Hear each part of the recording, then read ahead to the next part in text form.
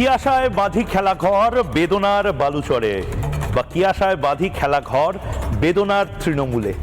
মমতা বন্দ্যোপাধ্যায় নিজে বুঝতে পারছেন যে তার তৃণমূল কংগ্রেস দলটা আর থাকবে না। কেউ তো মুখ্যমন্ত্রী বা কোনো দলের মুখিয়া ছিলেন না।